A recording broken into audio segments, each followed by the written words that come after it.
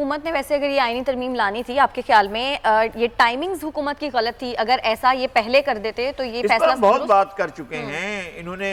पहले कौन सा फोरम किया? पहले ये फोरम लिया कि वो सुप्रीम कोर्ट में चले गए और सुप्रीम कोर्ट में जाकर सदारती रेफरेंस जारी किया।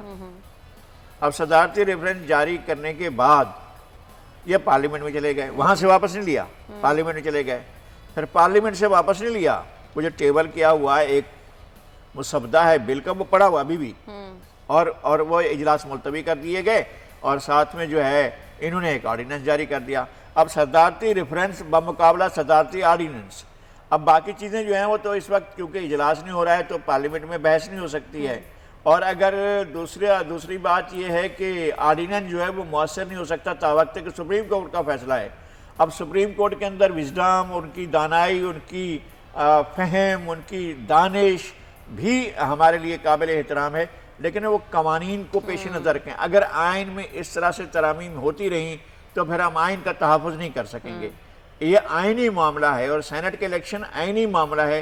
इसके अंदर अगर सुप्रीम कोर्ट जो है वो मेरे ख्याल में बहुत एहतियात करनी होगी सुप्रीम कोर्ट को, और वो इस रास्ते पर नहीं आ सकेगी। ये मामला ही पार्लियामेंट का, ये सुप्रीम कोर्ट का मामला नहीं है। और सुप्रीम कोर्ट पास कानून के मुताबिक, आइन के मुताबिक, इसके सिवा कोई चारा नहीं है कि इसको टर्न डाउन कर दे और कहे कि जनाब ये जाकर पार्लियामेंट में मामला तय करें। और पार्लियामेंट में तय होगा नहीं क्योंकि पीपल्स पार्टी और नून लीग नहीं, मैं ये कह रहा हूँ कि ये ऑर्डिनेंस गैर मौसर हो जाएगा अगर ये मामला जाता है और उसका पिटीशन को इस तरह, रेफरेंस को इस तरह डिस्पोज किया जाता है कि जनाब ये मामला सुप्रीम कोर्ट का है ही नहीं, ये तो पार्लियामेंट का मामला है। तो ये जो ऑर्डिनेंस जारी हुआ है इस ऑर्डिनेंस को इन्हें वापस लेना पड़ेगा और वही सीक्रेट बैलेट कराना पड़ेगा।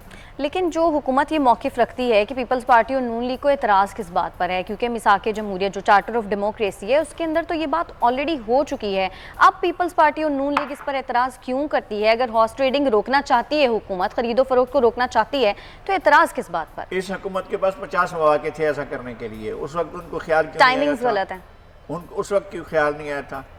जब ये अरकान की उसमें कितने लोगों को कितने करोड़ रुपए दिए गए, जिनको कहा गया कि जनाब ये चेयरमैन सेनेट के खिलाफ वोट ऑफ नो कॉन्फिडेंस के मौके पर जब 64 अरकान खड़े हो गए थे और बाकी पीछे 52 भी नहीं बचे थे, तो फिर उस बाकी अरकान कहाँ गए थे? तो हुकूमत को उस वक्त सीक्रेट बैलेट याद नहीं आया।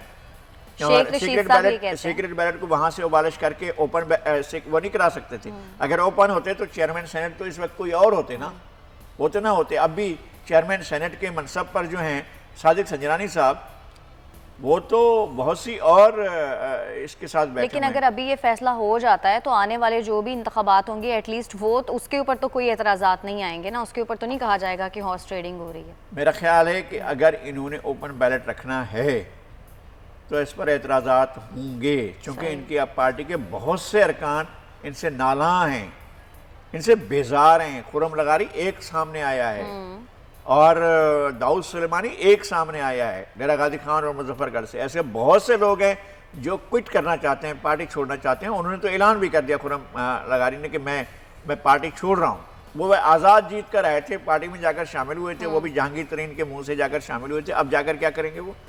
क्या आप इनको पार्टी के डिसीट करने के लिए कहेंगे? वो तो आज़ाद हैसियत में मुंतखब होकर। और उनके जो पीछे उम्मीदवार थे, पीटीआई के उम्मीदवार, वो तो हजारों की लीड लेकर ही आए थे, बहुत बड़ी लीड थी। ऐसी लीड तो जिले में किसी और की नहीं थी। लेकिन लगारी साहब चलें, खुर्रम लगारी साहब में इतनी करेज तो थी ना कि उन्होंने आके मीडिया के सामने ये बात की, उन्होंने पार्टी छोड़ने का ऐलान किया। बहुत सारे लोग तो ऐसे हैं ना जो अपना ज़मीर बेच देते हैं, पैसे लेते हैं, अपना टिकट बेच देते हैं। ऐसे लोगों के खिलाफ आपके ख्याल में कार्रवाई क्या होनी चाहिए? मेरा ख्याल ये है कि हमें दो चीज़ों का फ़र्क करना होगा। अगर नहीं करेंगे तो नैरेटिव ख़राब होगा। एक ये कि किसी ने ज़मीर बेचा या किसी ने ज़मीर नहीं बेचा, या किसी ने अपने ज़मीर की आवाज़ पर लब्बैक कहा और कहा कि मैं इस हुकूमत के साथ नहीं हूँ।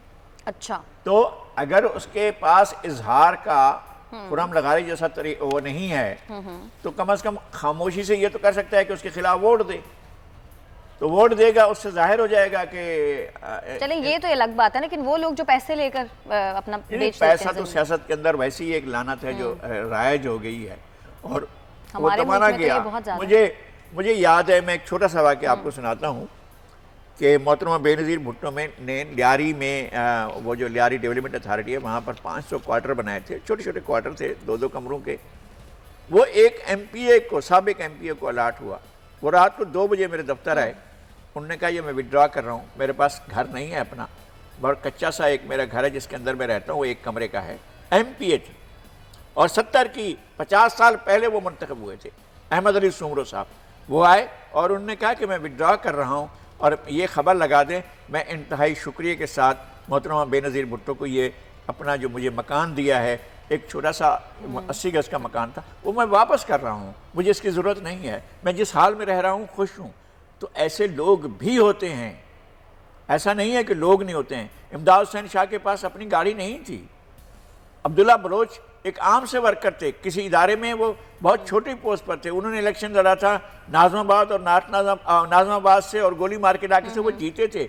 ऐसे कैंडिडेट भी होते थे जिन कैंडिडेट्स के पास शाम का खर्चा भी नहीं होता था और वो जीत जाते थे। ये होता था ज़मीर का मामला, ये होता था कमिटमेंट का मामला, ये होता था सियासी कल्चर का मामला। हमारे मुल्क में सियासी कल्चर ही बर्बाद कर दिया गया है ना। सब एक ही तरफ को देखते हैं कि वहाँ का कहाँ से इशारा आएगा, किस तरह से रातों रात पलट जाएंगे नतायज, किस तरह से क्या हो जाएगा। तो फिर आप देखते रहते हैं ना कि कहाँ आस लगा कर बैठे कि इलेक्शन में हिस्सा लें तो जीतें भी सही, और जीत कर पहले जाएँ दरे आस्था पर जाकर सलामी दें और वहाँ पर सजदा करें और अपनी गर्दन वहाँ झुका दें और माथा वहाँ रगड़ें, उसके बाद ही फिर आपको सीट भी मिल सकती है और कुछ भी मिल सकता है। तो हमारे यहाँ ज़मीर फरोशी ही एक तरीक़ा कार है आपके यहाँ जो सियासत के अंदर, खेल के अंदर आगे आने का है। अब लॉयल्टी कम रह गई है, लेकिन जो रह गई उसको बचाएं यार।